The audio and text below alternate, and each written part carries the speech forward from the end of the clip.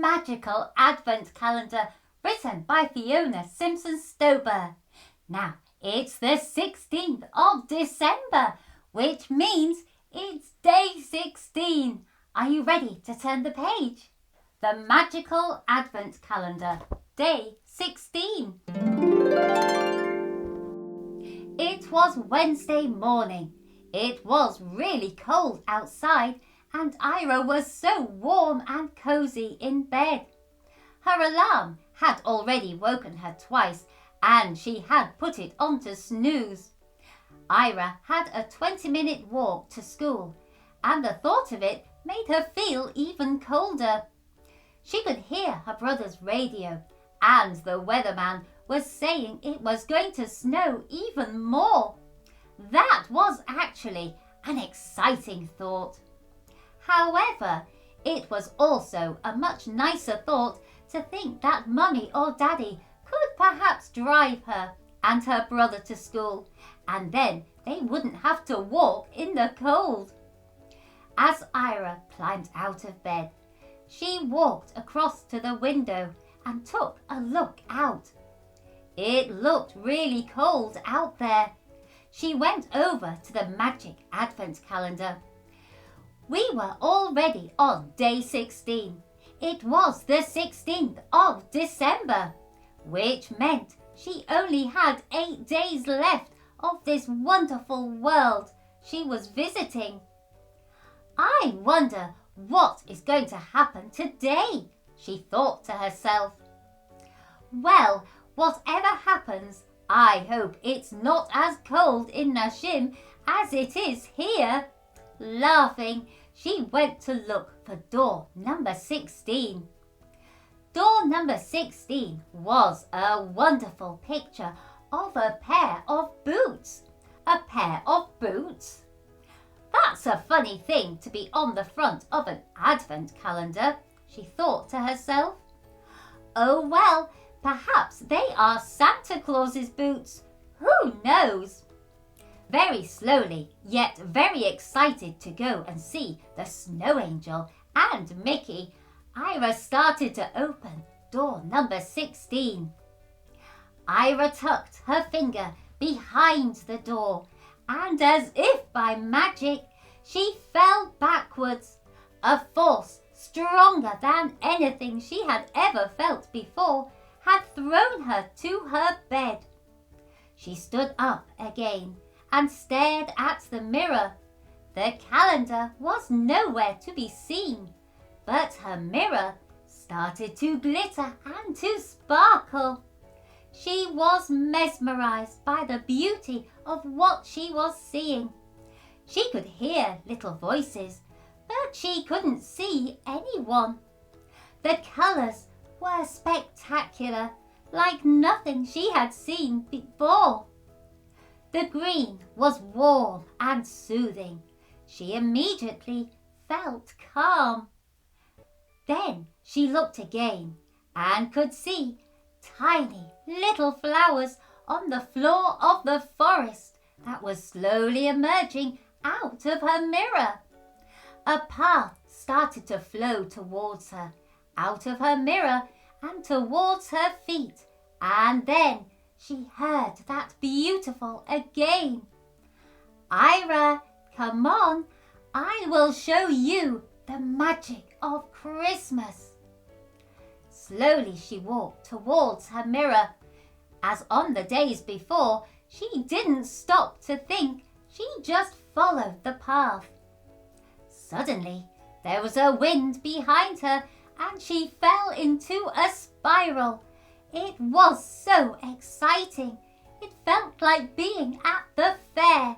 She was screaming and laughing, and then, with one almighty bump, she landed on a bouncy mushroom. She looked at herself. Her clothes had changed. She was in the most adorable green dress with silver buttons. Her hair had matching ribbons and her shoes were so shiny she could see her own reflection in them. They were, of course, her now very much adored crystal snowflake shoes. As she landed on the bouncy mushroom, all she could hear were horns, whooping cars and running trucks. What on earth was going on? "Hello, is anybody here?" Nobody could hear her. She was all alone. She fell off the mushroom down onto the path and started to walk around looking for the snow angel and for Mickey. "Anybody here?" Still nobody answered. She walked again and she could hear the noises getting louder and louder. What was that noise? "Be careful! Be careful!" She could hear Mickey's voice, but he was nowhere to be seen. "Watch out! Please watch out!" Then she saw the snow angel trying to organize something from above. But she could not work out what was going on. "Oh, Ayria, thank goodness you're here. What is going on at your school today?" "What do you mean, what's going on at my school?" A huge round window appeared in front of Ayria. She could see through it. Ayria looked through the window. Next to her stood Mickey and the snow angel. They were all just staring. They were able to see what was happening back on Earth. Ayria couldn't quite work out how they were able to see into the future because actually she was not at school yet. She was just getting up when she opened her advent calendar, so in theory nobody should be at school yet. But what did she know? Everything was different in this calendar. Time obviously was not the same as she knew it, if at all. She could see all of the cars trying to get closer and closer to the school gates. It was a wonder that nobody was being run over. The noise was horrendous.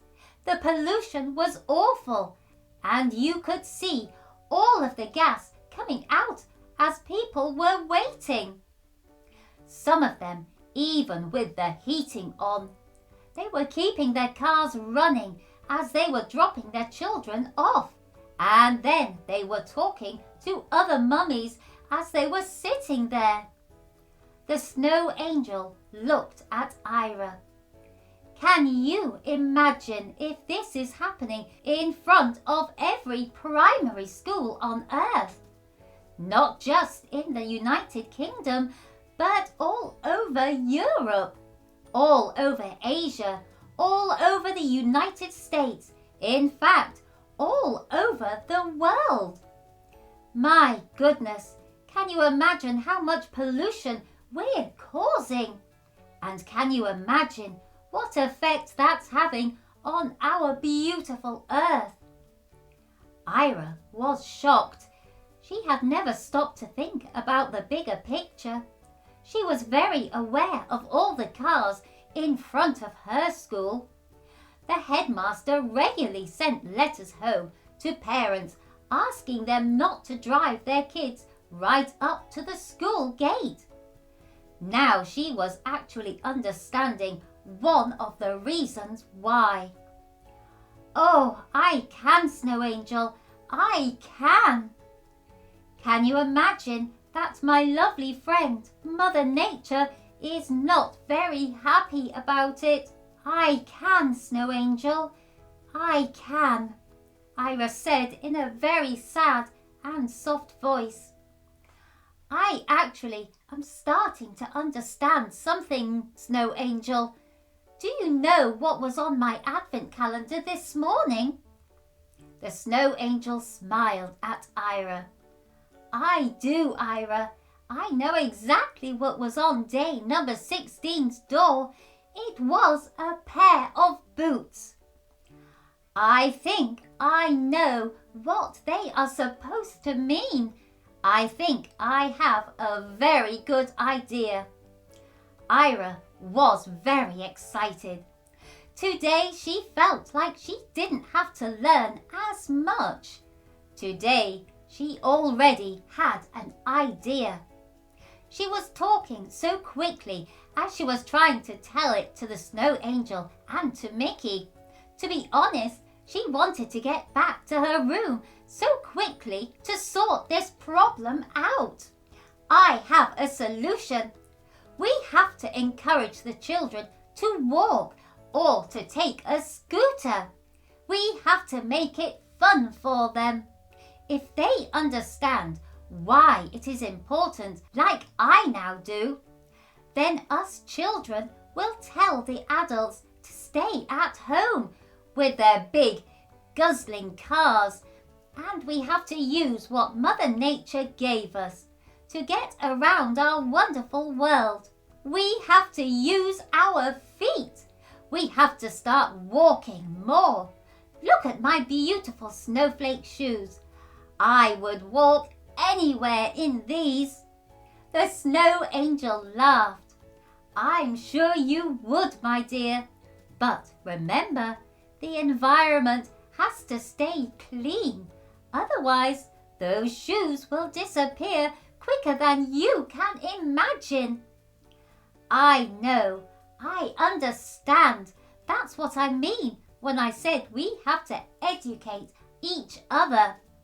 We have to explain to the children that it actually is better for everybody if they walk to school. Do you know, I once heard of a great idea, of a walking bus.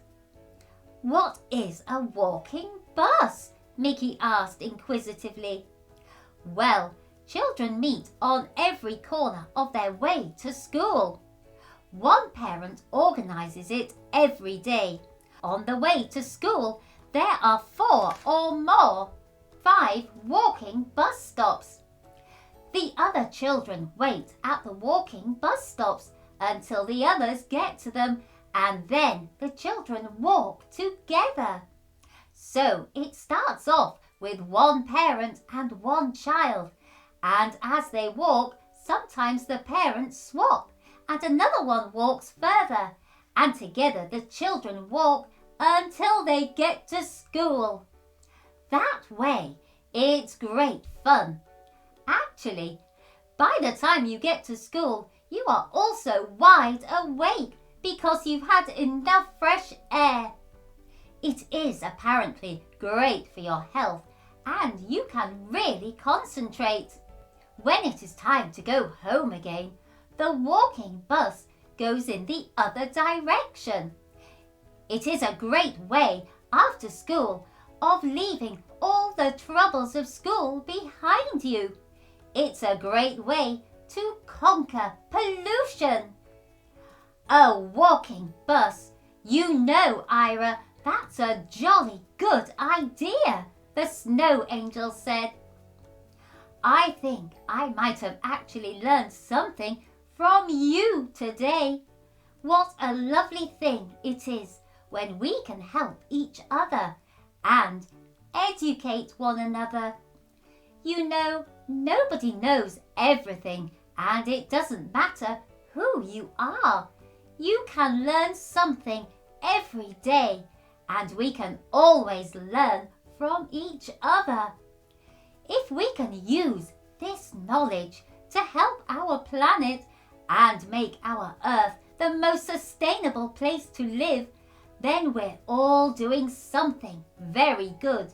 And I know Mother Nature will be very pleased to hear about our conversation today. Have a lovely day, Ayria. And remember, it's getting very close to Christmas. Come on, Ayria, the car is running. We'll be late. No, Daddy, we will walk. We can wrap up warm. Ben and I will start the walking bus right now. What a great day to start it. Walking bus? Ayria, what are you talking about? I will be late for work. There is loads of traffic because of the weather. Are you coming or not? Ayria's daddy was very confused. No thanks. Come on, Ben. We're catching the walking bus. First stop, Kate's house. And off they went to school. What a refreshing and magical day 16 was. Imagine being able to look into the future and how sad it would be to see so much pollution from all the traffic. I do like Ayria's idea to have a walking bus. That way you get to walk to school with all your friends and there is far less traffic at the school gates. I wonder, how could you get to school tomorrow? I also wonder, what exciting adventure awaits Ayria on day 17? I hope you've enjoyed this Shed Time story, and if you want to, you can like, share, follow and subscribe to Shed Time Stories. Then you will be ready for the next story for us to share together. Bye-bye.